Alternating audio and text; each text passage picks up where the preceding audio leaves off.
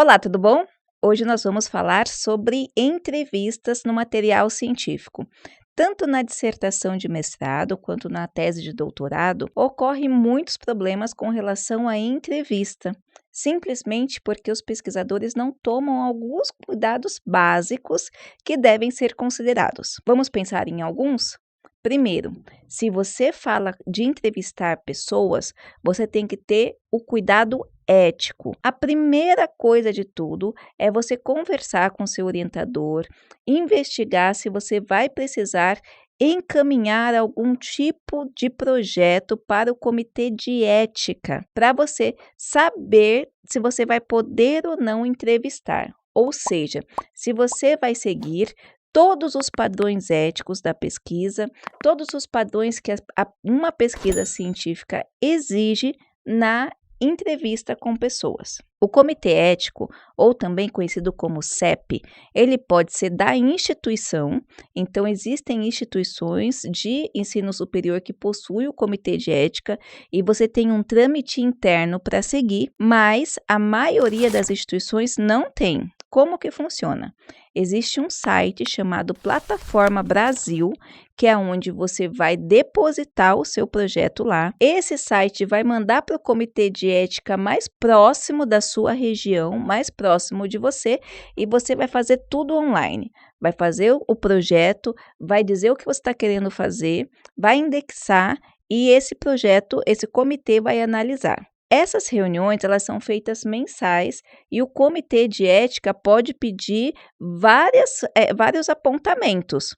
Como, por exemplo, nós acabamos de receber um retorno do comitê de ética, aonde o projeto foi aprovado, porém, antes de dar o parecer final da aprovação, o comitê de ética pediu que a gente descrevesse como os participantes serão selecionados. Como que a gente vai comprovar que aquele participante está apto ou não a responder à entrevista, a participar do experimento?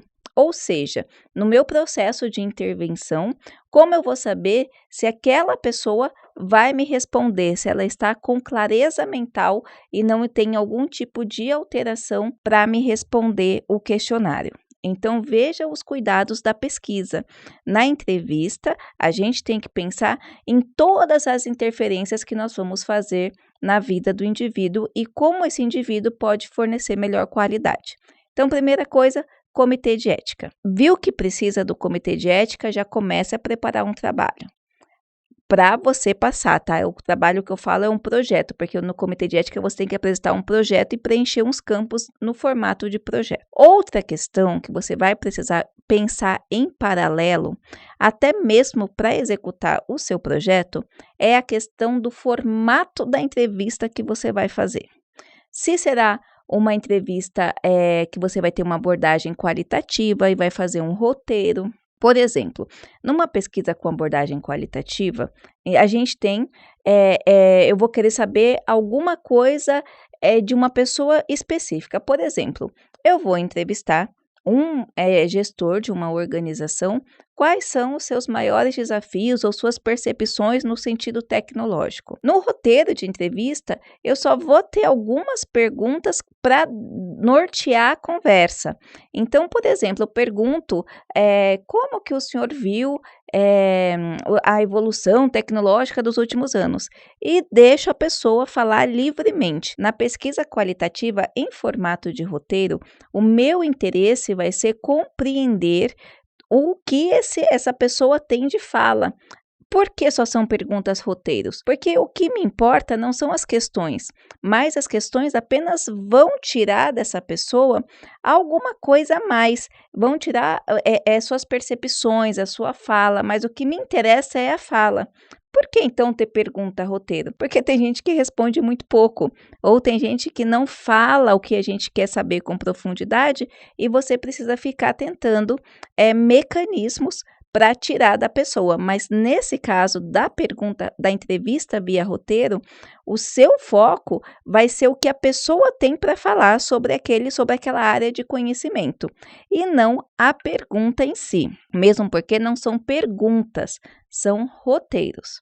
Agora, se você está pensando em fazer uma pesquisa em formato de um questionário, nem que seja aberto, então você vai com perguntas e o seu objetivo é responder essas perguntas.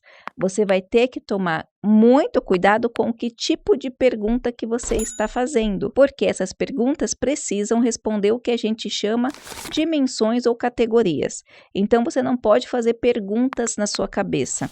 As perguntas que você faz para uma pesquisa, nesse caso, quando ela é uma pesquisa por questionário, mesmo sendo uma pesquisa aberta, ela vai ter que ser pertinente ao trabalho e não vai poder apresentar qualquer indução. Então, você vai ter que fazer um levantamento de literatura robusto, ver se a literatura fala sobre o que a literatura traz, o que os estudos trazem sobre essas questões, e aí fazer o que a gente chama de validação. Então, cada pergunta sua tem que passar por um processo de validação, um outro tipo de processo de validação, principalmente se você não tem um questionário em questões quantitativas, chama Alpha-Krober, mas aí é um cálculo que a gente já vai chegar lá, especialmente aplicado para a questão de perguntas que se anulam ou não, para a gente entender a equivalência da pergunta. Nesse caso de pesquisa qualitativa,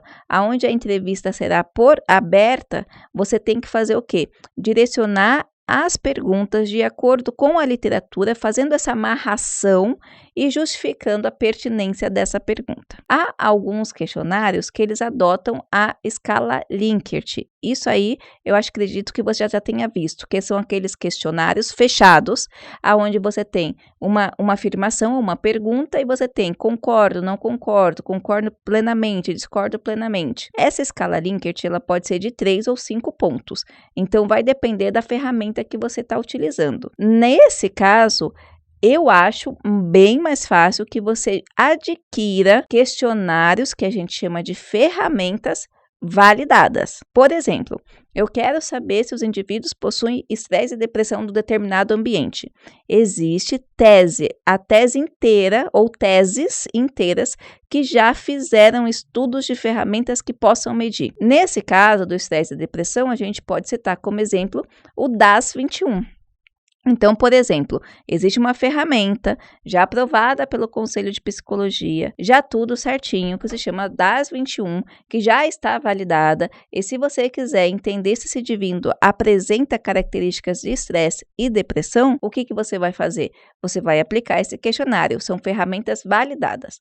Existem ferramentas de percepção de qualidade de serviço, por exemplo. Aí, você vai buscar a ferramenta já validada e pode fazer, se a sua literatura permitir, algumas adequações na questão das questões. Então, você vai pegar essa ferramenta que já está validada, ou seja, que ela já passou por uma banca, que ela já foi analisada por mestres, por doutores, foi aprovada, foi testada. Existem muitas ferramentas que, como eu já falei, existem estudos, milhares de estudos só para promoção de ferramentas.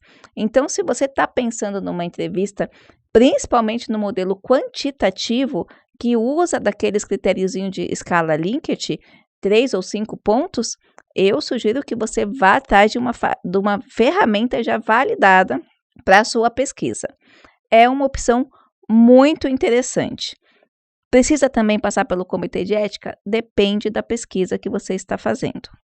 Então, veja, na pesquisa científica, você não vai simplesmente, eu quero entrevistar a pessoa porque eu acho interessante. Você não é jornalista, agora você está, nem entrevistador, agora você está fazendo um trabalho dentro do ambiente acadêmico científico.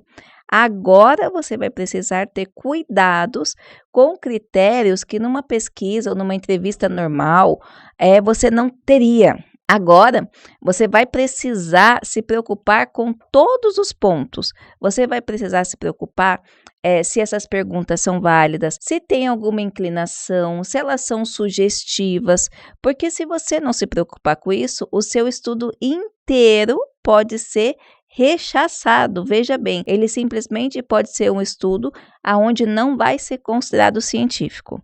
É importante falar ainda que agora, mesmo dentro da LGPD, que é a Lei Geral de Proteção de Dados, dando algumas brechas para o mundo acadêmico, é necessário você ter cuidado também com essas informações. No comitê de ética que nós entregamos, nós apresentamos o projeto, o próprio comitê pediu que nós colocássemos no projeto o apontamento que nós teríamos cuidado com os dados dos entrevistados. Se você tem dúvidas sobre isso, nós escrevemos um livro. Esse livro está em e-book, LGPD em Pesquisa Científica. Eu vou pedir para o pessoal aqui deixar o link também, para você pensar nessa possibilidade. É só você colocar no projeto que você vai ter cuidado com os dados dos entrevistados, tá ok? Eu espero ter ajudado. Não se esqueça, se você gostou desse conteúdo, compartilhe esse vídeo, se inscreva no canal e faça suas perguntas. Um grande abraço e até a próxima!